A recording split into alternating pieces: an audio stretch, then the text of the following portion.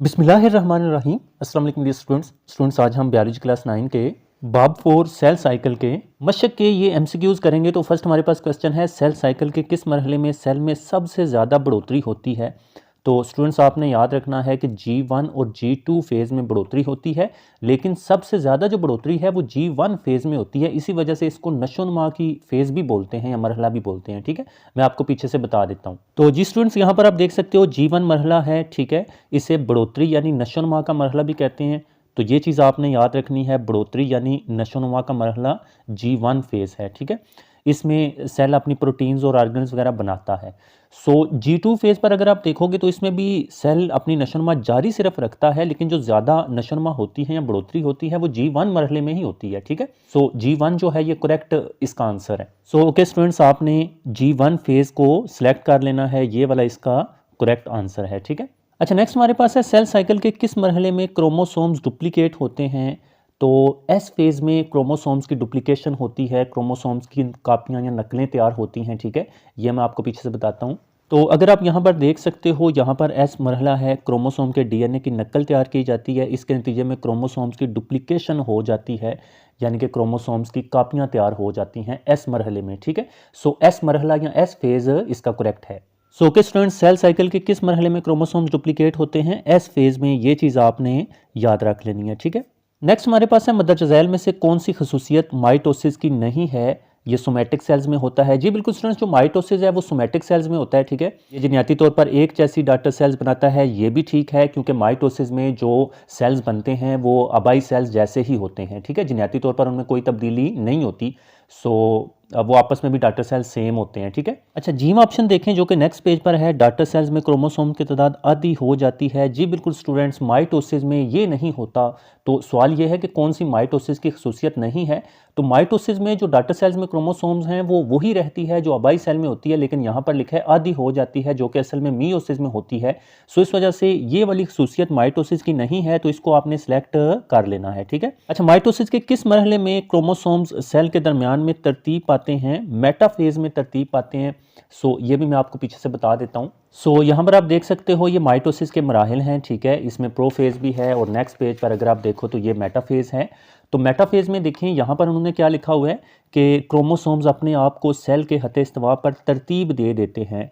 सो जो क्रोमोसोम्स तरतीब देते हैं वो मेटाफेज मरहले में माइटोसिस में तरतीब देते हैं। ठीक है, सो इस तरह से आपने मेटाफेज को सिलेक्ट करना है। सो ओके स्टूडेंट्स, माइटोसिस के मेटाफेज मरहले में क्रोमोसोम सेल्स के दरमियान में तरतीब पाते हैं। सो मेटाफेज वाली बात आपने याद रखनी है, तरतीब के साथ इसको लिंक करना है। ठीक है, अच्छा अगर आप किसी सेल का मुशाहिदा करें जिसमें न्यूक्लियर मेम्ब्रेन दो क्रोमोसोम्स के सेट के इर्द गिर्द दोबारा बन रही हो, तो ये सेल साइकिल का कौन सा मरहला है, ये टीलोफेज है। ठीक है, तो ये मैं आपको टीलोफेज बताता हूँ। सो यहाँ पर आप स्टूडेंट्स देख सकते हो ये माइटोसिस की टीलोफेज है। ठीक है, इसमें आप देख लें क्रोमोसोम्स के अलग अलग हो जाते हैं सेट ना, और हर सेट के इर्द गिर्द एक नया न्यूक्लियर इन्वेलप बन जाता है। ठीक है, तो दोनों सेट्स के इर्द गिर्द नया न्यूक्लियर इन्वेलप बन रहा होगा तो वो टीलोफेज में होगा। ठीक है, सो यही हमारे पास गिवन था। तो यहाँ पर देख लें कि न्यूक्लियर मेम्ब्रेन दो क्रोमोसोम्स के सेट के इर्द गिर्द दोबारा बन रही है, तो वो टीलोफेज है। ठीक है, सो इस तरह से आपने ऑप्शन बी को सिलेक्ट कर लेना है, टीलोफेज। छठा एमसीक्यू है, सेंट्रोसोम माइटोसिस में क्या किरदार अदा करता है, डीएनए रेप्लिकेशन का आगाज करता है। जी बिल्कुल नहीं, सेंट्रोसोम का ये काम नहीं है, माइटोटिक स्पिंडल बनाता है। जी बिल्कुल, सेंट्रोसोम जो है ये माइटोटिक स्पिंडल बनाता है, ये मैं आपको पीछे से बताता हूँ। तो यहाँ पर आप देख सकते हो माइटोसिस का जो प्रोफेज मरहला होता है, इसमें अगर आप देखो तो यहाँ पर आप देख सकते हो कि सेल का सेंट्रोसोम दो में तकसीम हो जाता है। दोनों सेंट्रोसोम्स न्यूक्लियस की मुखालिफ सिमतों में जाते हैं।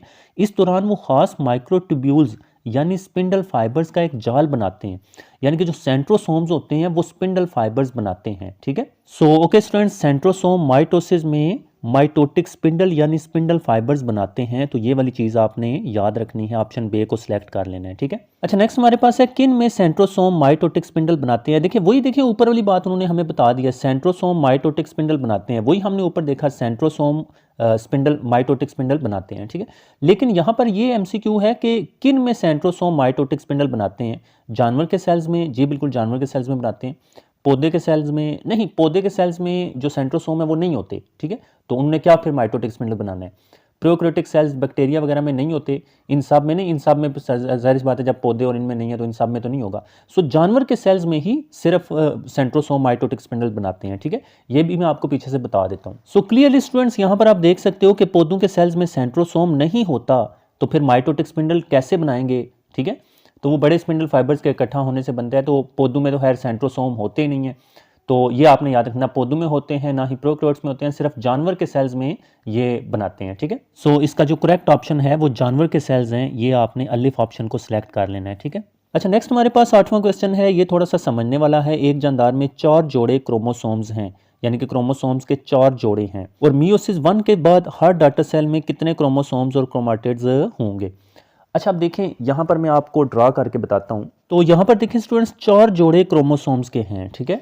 सो यहाँ पर मैं आपको बता देता हूँ कि जोड़े क्या होते हैं। लाइक अगर मैं आपको ये बताऊँ, ये हमारे पास ये वाला जो है ये एक क्रोमोसोम है, ये एक क्रोमोसोम है और हमने अभी 4 जोड़े बनाने हैं, ठीक है। इसी तरह से ये हमारे पास दूसरा क्रोमोसोम है।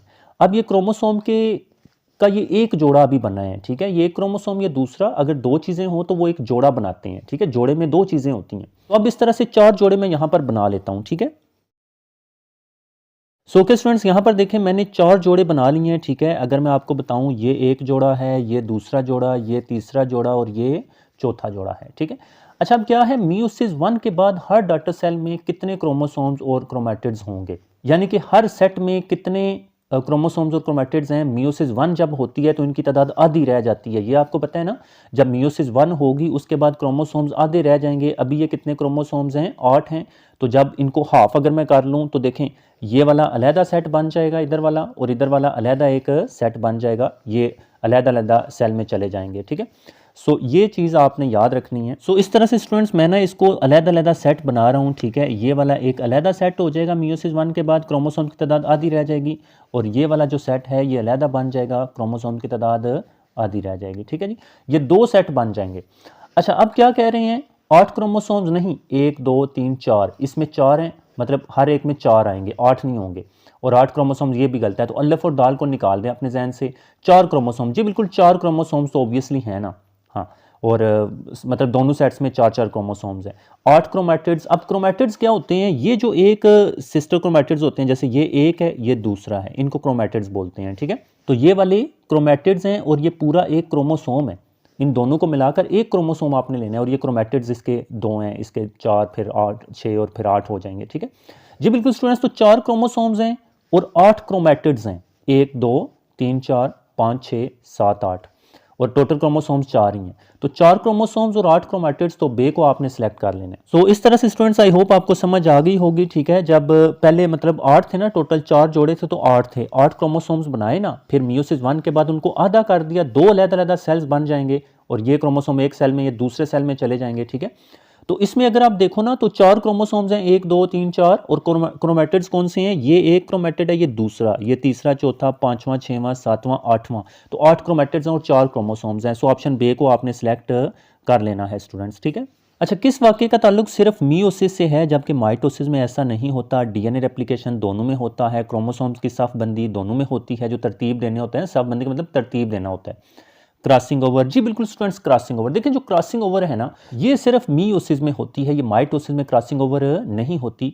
सो ऑप्शन जीम को आपने सेलेक्ट कर लेना है, ये मैं आपको पीछे से कंफर्म करवा देता हूँ। तो यहाँ पर आप स्टूडेंट्स देख सकते हो, ये मियोसिस है, ठीक है। इसमें देखें तो यहाँ पर क्रॉसिंग ओवर लिखा हुआ है।